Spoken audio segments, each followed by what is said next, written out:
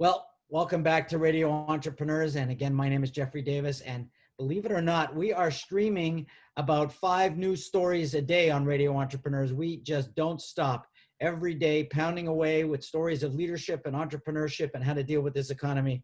And boy, oh boy, do I get excited when I see my producers report every week and I see the dynamic duo on my sheet, and that is, of course, Aviva Sapers, CEO of Sapers Wallack, and Lisa Cukier, partner at Burns and Levinson. Welcome back to both of you.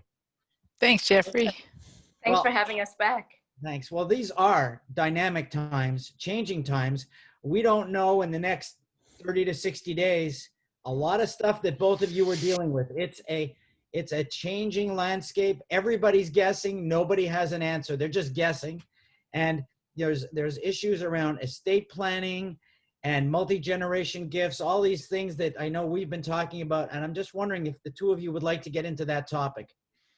Yeah, that'd be great. You know, as we get to the election, either pre-election and post-election, people are trying to say, geez, if this one wins, how's that going to affect the estate tax laws? If that one wins, how's that going to affect tax laws in general? And that has forced a lot of people to do some quick scurrying around to try and do some year-end planning, gifting, thinking, because if they can, we have a huge exemption right now. And if people can take advantage of that, they're going to try and do it. And Lisa would know this better than I because she's the one they go to. So Lisa, you have thoughts on that? Thanks. You know, it reminds me of December 31, 2012. You know, we had this last minute gift tax impact. And I remember being in my office on New Year's Eve 2012 rather, doing some last minute estate planning for good clients who really wanted to make that end of year gift. And I'm anticipating that New Year's Eve this year in 2020 is going to see the same scurry potentially. So we don't really know what's going to happen in the election, and candidates don't really disclose what they're thinking of doing, but there's a little bit of discussion here. There's a chance that capital gains tax that you have, the step up in basis after death, may actually have a loophole in it so that you're not going to get the benefit on after death. And so it would be more like a sale where you incur capital gains, and that could potentially happen. You know, it's been discussed for years and years. This is not the first that it's ever been discussed. Right. It's been discussed for over a decade. But I think what this says to us is do your planning early, you know, and if you anticipate that you can make an end of year gift, just make the end of year gift, you know, and now's the time to start planning that.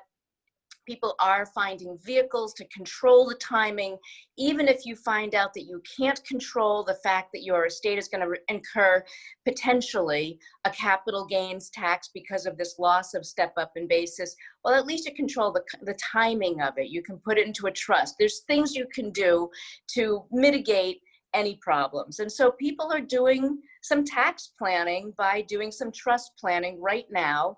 We're in the final quarter of the year. This is the time. It's pretty typical. We're ready for you. Well, you know, it's tough because, you know, families, different ages. I'm thinking about a lot of baby boomers. They're not necessarily, some of them are old enough. Some of them aren't old enough. Some of them are wondering, how long are we going to live? Are we going to lose Social Security? Is it going to be cut back? I mean, there's so many unknowns. It's hard to predict these things when there's so many unknowns, isn't it? Yeah, but good drafters like Lisa here can give you ways to get out of something that you set up with different types of levers you can pull or remove, whether it's installment sales, whether it's defective trusts. There's a lot of different things that they can do.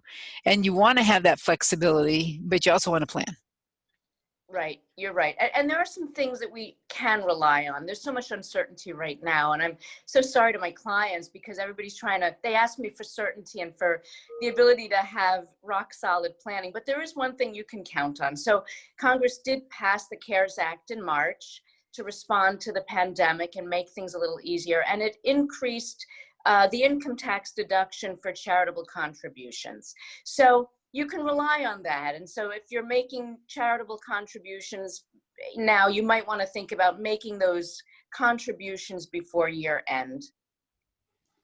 Well, also, you know, one of the things that's come up in a lot of conversations with my clients, Aviva, has been the whole insurance. Can insurance help in these situations? Sure. There's a lot of different places where insurance can help. If you're doing some intergenerational planning, leaving something from one generation to the next or skipping a generation, but you have assets tied up in things that aren't necessarily liquid and you're not worried about step up in basis, life insurance is a great planning tool where you can get it outside of your estate in a trust or in some other vehicle and only gift the premiums, which are usually relatively small in relation to the big balloon payment at death. And that's usually when estate taxes are due, which is when the first or second die, depending on if you're married or what the relationships are. So life insurance can be used for the estate tax liquidity. It can be used to equalize those estates if you want to give more money to one child versus another. If you've got one who's disabled, you've got to make sure that there's some sort of trust for them. There's a lot of places where insurance can be the great equalizer.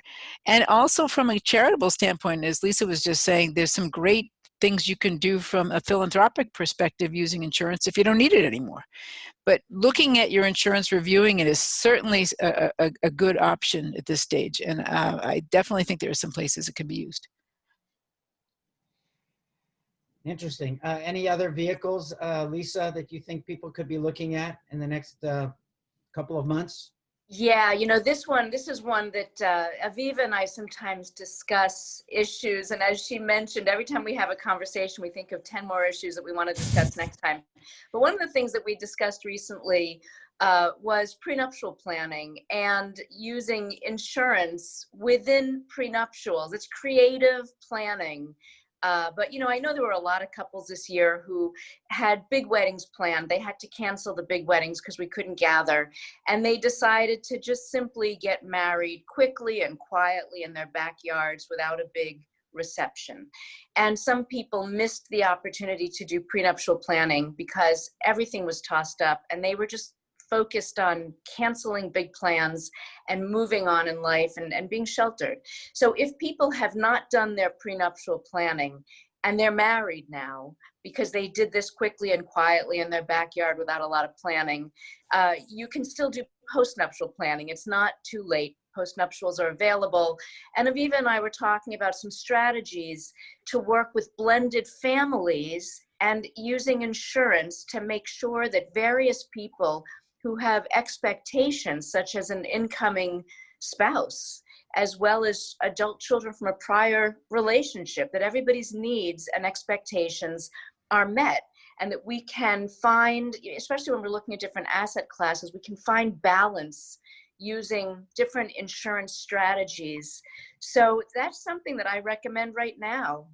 Yeah, you know, insurance is often the great equalizer, as I said before, but they're the in-laws and the outlaws. And if someone's done some generational planning that has a fair amount of wealth and a new member comes in for the second marriage, and they may very well be excluded from what passes from one generation to the next, they can have an insurance policy either on the prior generation or the spouse that they're marrying that makes sure that they're taken care of, even though they're not going to get that stuff that's being passed to the next generation.